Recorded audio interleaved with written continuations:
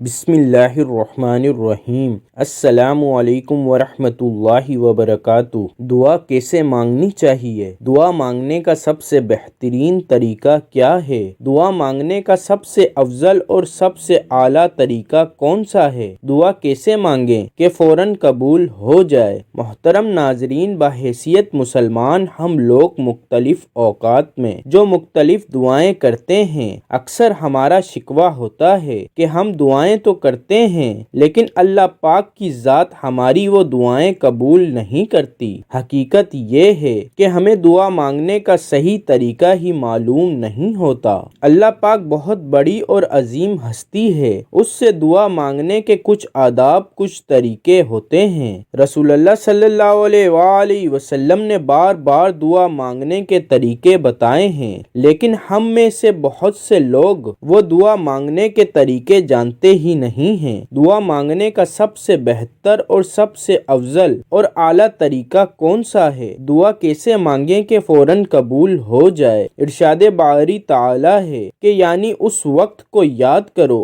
جب کہ حضرت زکریا علیہ السلام نے چھپکے اپنے دل میں اللہ تعالیٰ سے مانگنا شروع کی اور چھپی آواز میں اولاد طلب کی، جس کو وہ سنتے تھے اور ان کا اللہ سنتا تھا، کسی دوسرے کو اس کی خبر نہیں تھی۔ معلوم ہوا کہ دعا مانگنے کا پہلا ادب تو یہ ہے کہ آدمی چھپ کر آہستہ آہستہ آواز میں اللہ سے دعا مانگے اور جو کچھ اپنے رب سے مانگ رہے ہیں اس کا ذکر کسی سے مت کیا کریں۔ سب سے پہلے بسم اللہ الرحمن الرحیم پڑھ کر دعا مانگنا شروع کریں۔ دعا مانگیں لیکن اپنے رب کائنات کی رحمتوں کا اور اس کے فضل، اس کی رحمت اور اس کی دانائی کا شکریہ ادا نہیں کیا تو پھر کیا دعا مانگی؟ سب سے پہلے اپنے رب کی وحدانیت کا ذکر کریں۔ اس کے لیے سب سے آسان ترین طریقہ اور سب سے چھوٹا طریقہ یہ ہے کہ سب سے پہلے سورہ اخلاص پڑھنی چاہیے، یعنی کہ قل هو اللہ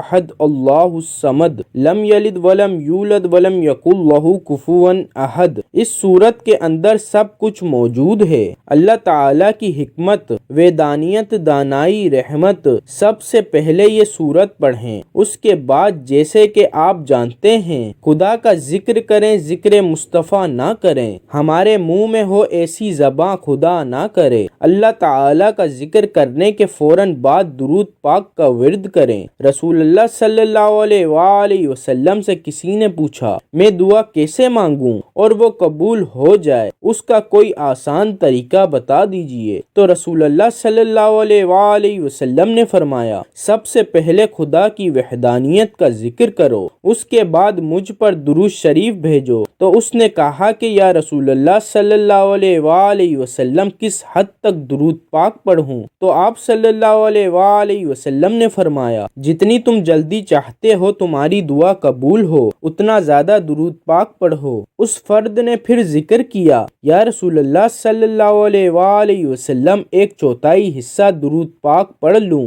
آپ صلی اللہ علیہ وآلہ وسلم نے فرمایا اس سے بھی زیادہ درود پاک پڑھو گے تو اتنی جلدی تمہاری مراد پوری ہوگی۔ تو اس شخص نے پھر کہا یا رسول اللہ صلی اللہ علیہ وآلہ وسلم آدھا آدھا کر لوں، مطلب آدھی درود شریف پڑھ لوں اور آدھے میں اپنی دعا مانگ لوں؟ تو آپ صلی اللہ علیہ وآلہ وسلم نے فرمایا اس سے بھی زیادہ، اس سے بھی زیادہ۔ اس نے کہا یا رسول اللہ صلی اللہ علیہ وآلہ وسلم پھر ایسا کر لوں کہ ایک حصہ اپنے لیے دعا کے لیے رکھ لوں اور 3 حصے میں درود شریف پڑھ لوں؟ تو رسول اللہ صلی اللہ علیہ وآلہ وسلم نے فرمایا اس سے بھی زیادہ۔ تو جیسے کہ انسان کی فطرت ہے کہ وہ خود غرض ہوتا ہے، اس نے کہا یا رسول اللہ صلی اللہ علیہ وآلہ وسلم پھر میری دعاؤں کا وقت کہاں جائے گا؟ تو آپ صلی اللہ علیہ وآلہ وسلم نے فرمایا تم درود پاک پڑھو اور اس کے بعد اپنی دعاؤں کی ذمہ داری مجھ پر چھوڑ دو۔ سب مل کے کہو سبحان اللہ۔ یا اللہ پاک ہم سب کو رسول اللہ صلی اللہ علیہ وآلہ وسلم کا سچا پکا امتی بنا